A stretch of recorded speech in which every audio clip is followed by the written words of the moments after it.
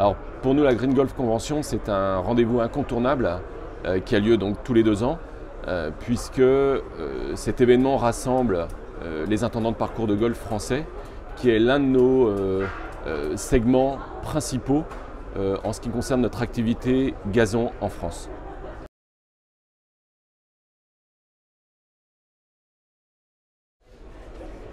Alors l'édition 2018, c'est un rendez-vous important pour nous puisque on a à cette occasion lancé 2 innovations sur lesquelles on travaillait depuis plusieurs années. L'une qui s'appelle Agrosil Algin et la deuxième qui s'appelle Vitanica RZ.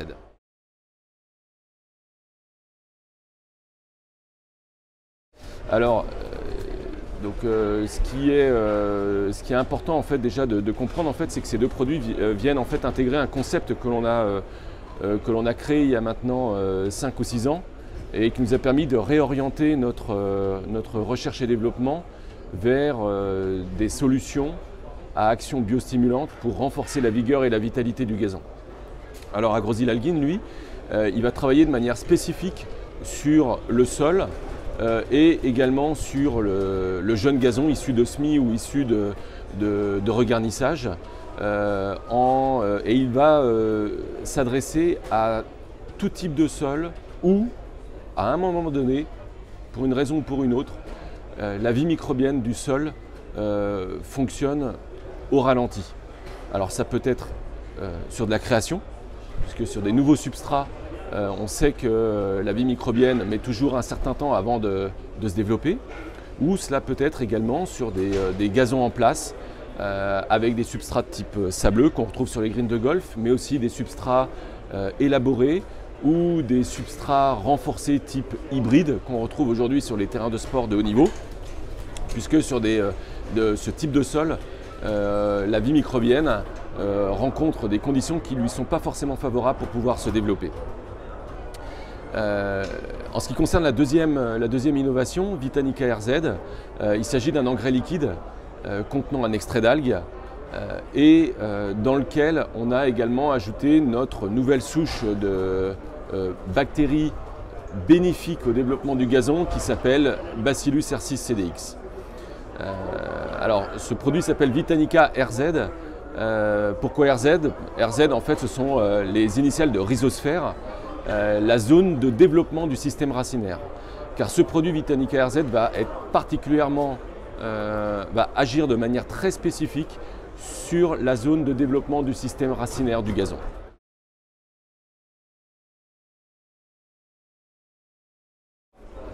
Alors aujourd'hui, on est face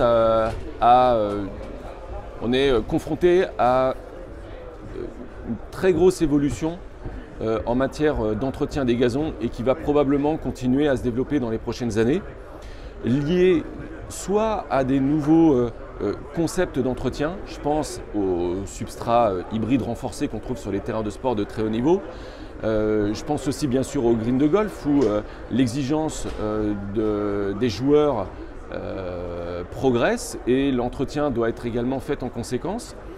En même temps, on est confronté ces dernières années à des changements climatiques, à des évolutions climatiques, des périodes de sécheresse, de chaleur, au contraire, des périodes aussi avec des excès d'humidité, de pluie.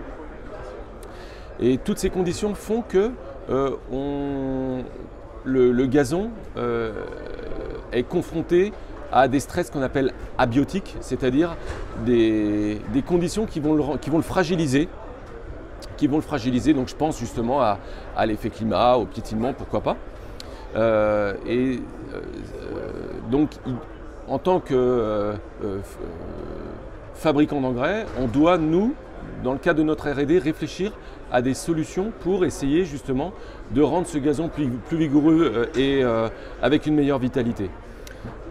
À titre d'exemple, dans ce que je suis en train de raconter, il y a 1 an, on a lancé un nouveau service de diagnostic des maladies des gazons qui s'appelle Razos. Et au bout d'1 an, on peut faire le constat suivant. Sur l'ensemble des échantillons qu'on a pu analyser, dans plus de 90% des échantillons, on a systématiquement déterminé, diagnostiqué la présence de maladies de faiblesse. Une maladie de faiblesse, je pourrais en citer deux. Les deux principales, c'est Leptospirulina australis. La deuxième, c'est Microdocium bolei, l'un des agents responsables de l'anthracnose. Ces maladies sont dites de faiblesse car elles se développent sur le gazon quand le gazon est en condition de stress, qu'il est fragilisé. Si ce gazon est fragilisé, c'est qu'il a rencontré des conditions qui ne lui permettaient pas un développement optimal. Et à partir de là, l'intendant de parcours de golf ou le responsable de terrain de sport de haut niveau doit mener une réflexion sur tous les outils qu'il va pouvoir avoir à disposition pour contrer ce phénomène, faire en sorte que le gazon soit plus vigoureux et apte à résister à des conditions qui ne lui sont pas forcément favorables. Parmi ces outils, il y a les opérations mécaniques, sur le gazon lui-même mais aussi dans l'environnement. Il y a la génétique, donc le choix d'espèces ou de variétés plus ou moins tolérantes à tel ou tel paramètre. Il y a la gestion de l'eau, la gestion de l'arrosage, un point qui est extrêmement important. Mais il y a aussi le raisonnement de la fertilisation. Et c'est là où l'utilisation de produits à action biostimulante prennent tout leur sens, puisque ces produits à action biostimulante ont pour objectif d'améliorer la vitalité de la plante, favoriser l'assimilation de certains éléments nutritifs et améliorer la qualité des végétaux en général et du gazon en particulier. Donc comme je l'ai déjà dit il y a quelques minutes, chez Compo Expert, ces deux produits, donc Agrosil Algine et Vitanica RZ, intègrent un concept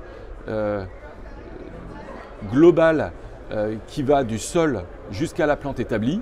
L'idée étant d'apporter des solutions aux intendants de parcours de golf à chaque stade de développement du gazon.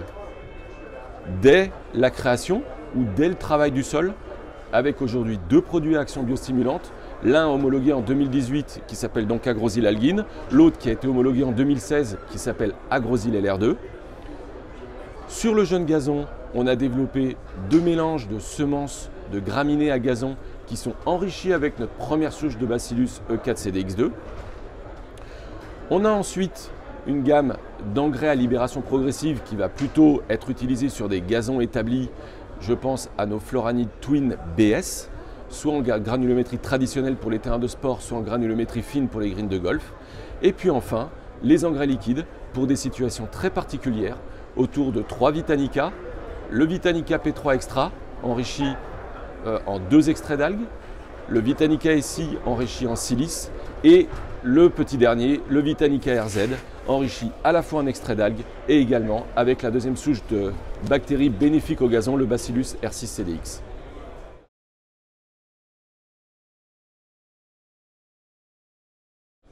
Alors on est complètement dans cette logique. L'idée c'est donc de mettre le gazon dans des conditions qui vont lui permettre d'être tolérant au stress qu'il va pouvoir subir. Donc un piétinement excessif, de la chaleur, au contraire de la sécheresse, de l'humidité. Donc c'est vraiment un travail qui se fait en amont. Il s'agit complètement de solutions qui intègrent un programme prophylactique pour rendre le gazon plus résistant de manière préventive.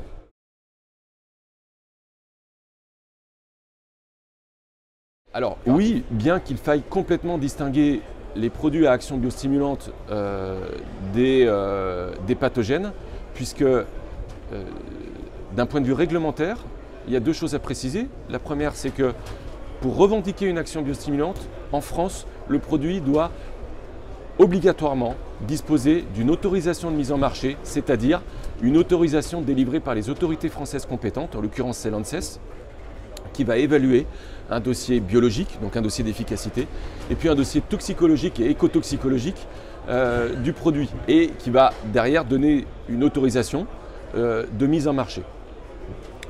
Sachant que, dans tous les cas, dès lors qu'on revendique une action biostimulante, on fait partie de la réglementation matière fertilisante et non pas protection des plantes. Ce qui veut dire que les produits à action biostimulante peuvent revendiquer une amélioration de la qualité du végétal en règle générale. Par contre, on ne peut pas revendiquer d'action directe sur le pathogène, car dans ce cas-là, vous devez homologuer votre produit en tant que produit phytopharmaceutique. Voilà. Toujours est-il que en améliorant la qualité du gazon, sa nutrition, en occupant l'espace du sol avec des bactéries utiles, forcément le gazon sera plus apte à pouvoir combattre des stress qu'il peut subir, y compris des stress liés à des pathogènes.